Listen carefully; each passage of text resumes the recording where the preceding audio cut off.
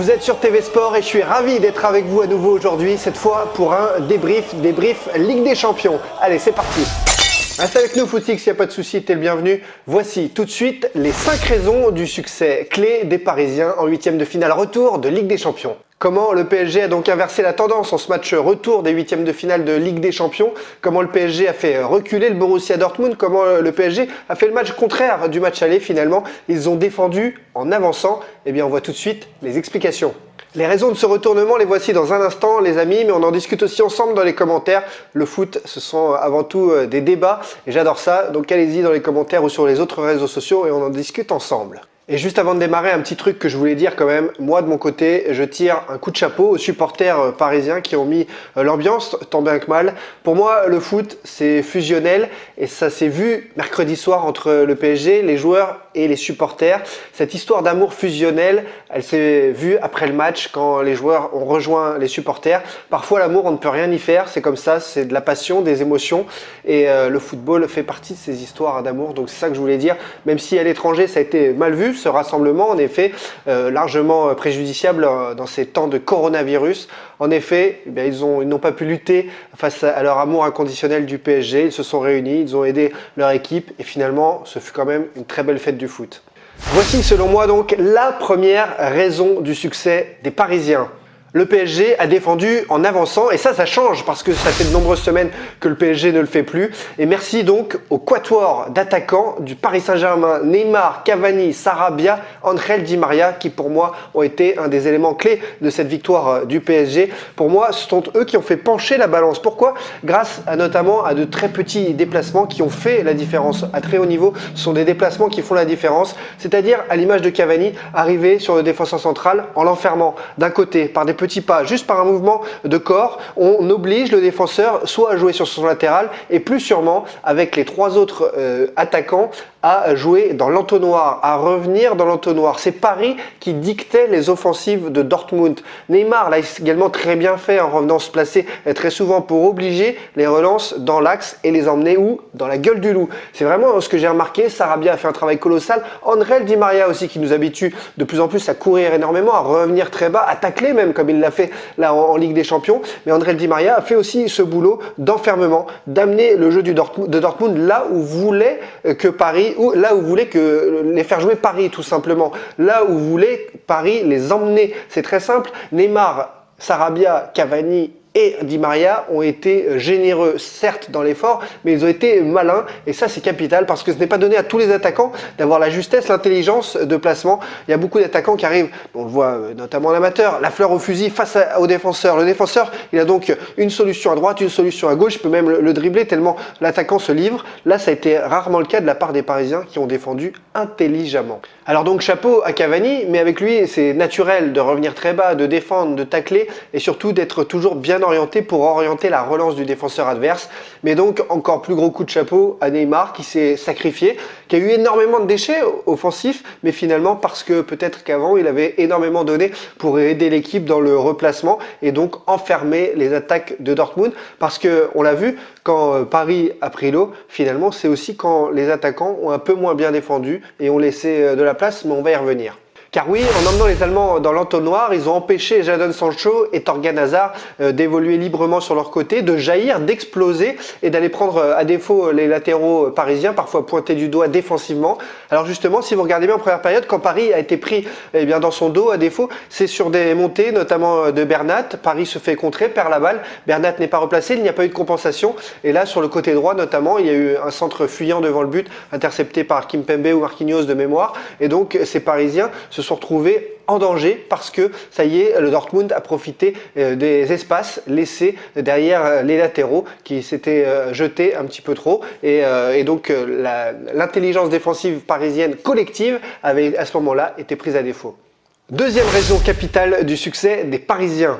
Pour moi, il n'y a pas eu photo. Idrissa Gana Gueye et Leandro Paredes ont été immenses. Ils ont mangé le milieu de terrain du Borussia Dortmund parce que, en effet, grâce au travail des attaquants dont je parlais juste avant, ils ont reçu les milieux de terrain qui se sont embourbés face à eux. Pourquoi? Parce qu'ils ont été très vigilants. Ils ont été très vigilants pour jaillir au bon moment, pour monter au pressing très très haut. Paredes l'a fait, Gueye l'a fait, et pour les empêcher de relancer. Et quand les relances ont été possibles, c'est vers eux, dans l'entonnoir que les relances sont arrivées. Et là, ils ont mis tellement d'impact, tellement de courses, notamment Gueye, je vais y revenir, que Dortmund s'est fait manger, c'est ce que je disais, s'est fait avaler physiquement, notamment par ces deux joueurs. Certains parlent de Leandro Paredes comme quelqu'un qui court peu, moins, mais qui met des coups. Je trouve que c'est vraiment réducteur. Moi, ça fait des mois que je milite pour que ce joueur joue un petit peu plus au Paris Saint-Germain. Non pas que ce soit un génie, non pas que je sois un fanboy du joueur, mais j'adore Paredes parce qu'il apporte autre chose et il est très complémentaire des autres, de cet effectif. C'est un joueur qui, par la passe, déjà casse les lignes. Il est très efficace dans la passe, dans la frappe aussi, même si on l'a moins vu à Paris. Il est très élégant, une justesse technique très très élevée, ce qui permet d'être complémentaire de beaucoup de joueurs de l'effectif comme Mbappé, Neymar, etc. Et surtout, il n'est pas là pour briller comme certains solistes, comme certains dribbleurs. Il est là justement pour relayer le ballon, 1, 2, 3 touches de balle, faire circuler, que le ballon aille vite par la passe et pas forcément par la course. Donc ceux qui aiment les joueurs de foot 100 mètres, des mecs, des athlètes, quoi. C'est pas forcément ma cam, mais il y en a qui adorent. Ceux qui aiment ceux qui courent énormément, Paredes, c'est pas ce style. Et parfois, on va penser qu'il est effacé lors d'un match. Et pas du tout. Il est, comme face à Dortmund, parfois juste simplement bien en place. Et ça permet à toute l'équipe, au reste de l'équipe, d'être bien en place. Si Paredes est à son poste, si les trous ne sont pas au milieu de terrain parce que les joueurs sont en place, et bien derrière, c'est toute l'équipe qui ne prend pas l'eau. Donc chapeau Paredes pour ce match qui a été dans l'impact, mais ça c'est comme d'habitude énorme, mais surtout dans la science du placement et de la relance avec une justesse technique hors norme.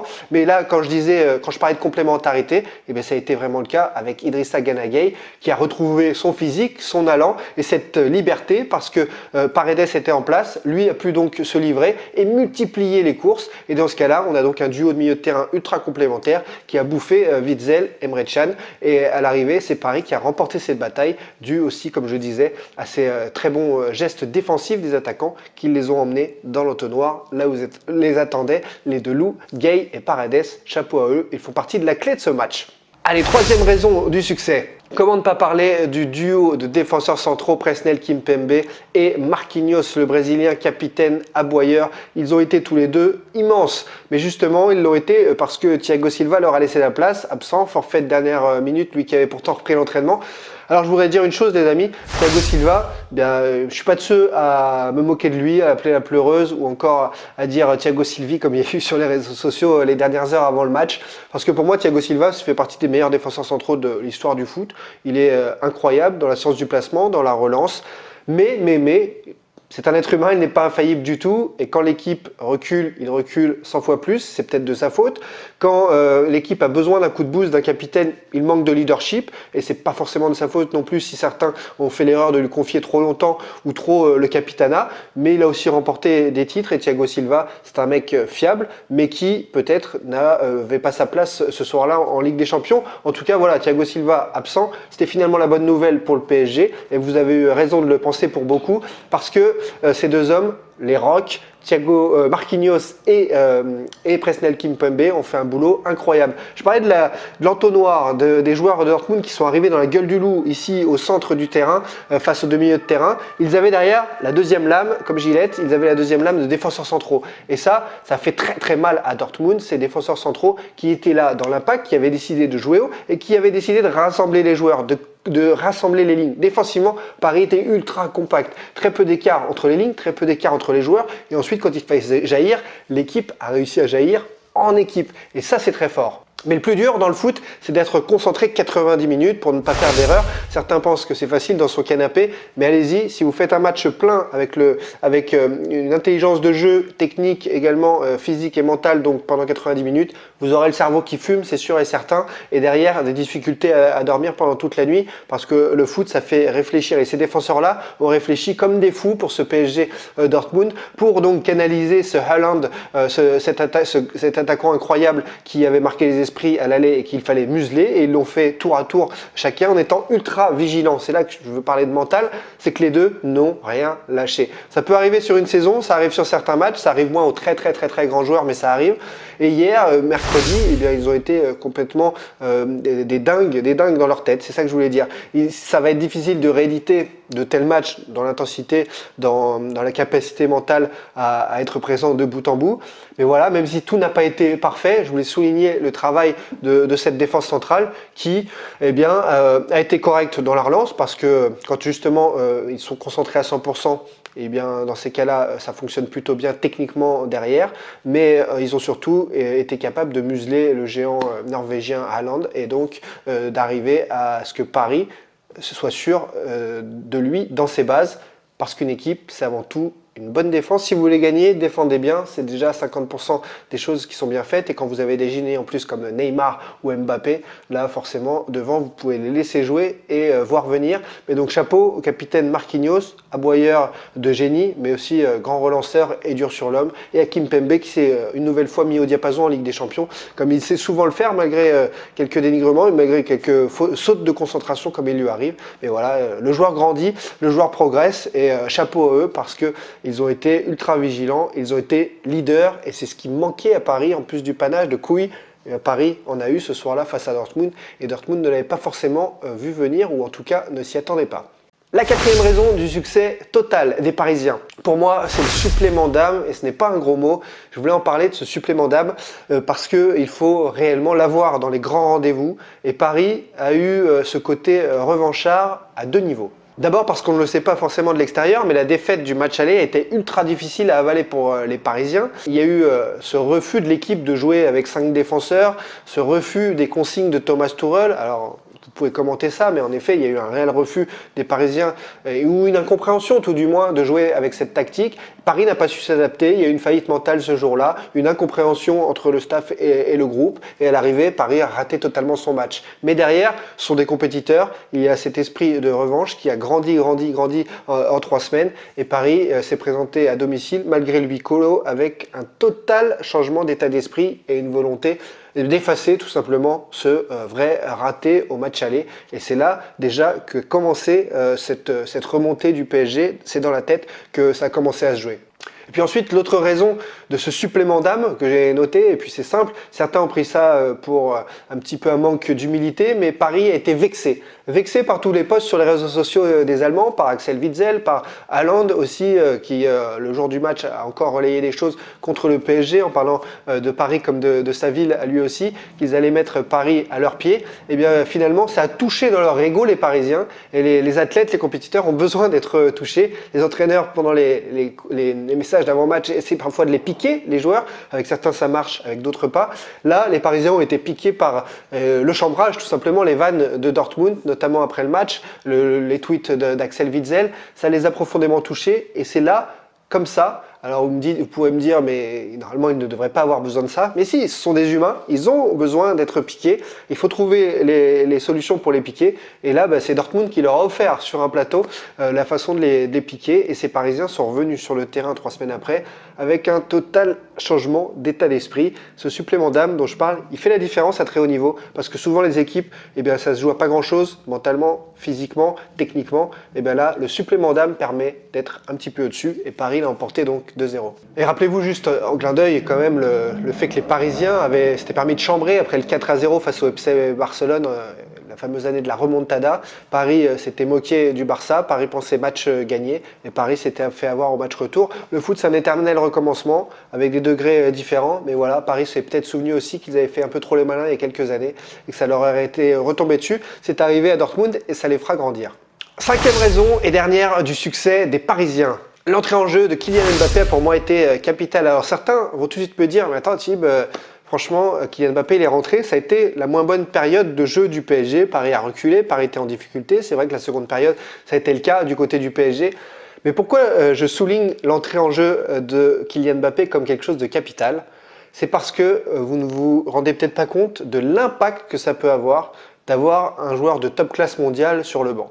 Alors d'un côté on me dit c'est super, il est sur le banc, mais en fait le faire rentrer comme ça dans un match en plus où vous êtes en mode contre-attaque faire rentrer un top player comme ça, aussi puissant, rapide, véloce, technique, aussi dangereux que lui pour une demi-heure, eh bien je peux vous dire que le Borussia Dortmund qui comptait attaquer, se lancer fleur au fusil dans une remontée, au moins marquer ce but qui leur permettait d'aller en prolongation, eh bien à ce moment-là, s'est dit oh là, on est fatigué, on veut donner toute notre énergie dans cette fin de rencontre et on a Kylian Mbappé qui rentre. Donc attention, au lieu de monter de 10 mètres sur le terrain, d'essayer d'acculer le PSG, on va rester quand même à nos 40 mètres parce que si on monte trop, on va se faire avoir, on va se faire prendre en contre et on va avoir un Kylian Mbappé qui va partir en mode fusée, qui aura un contre et lui qui la mettra au fond.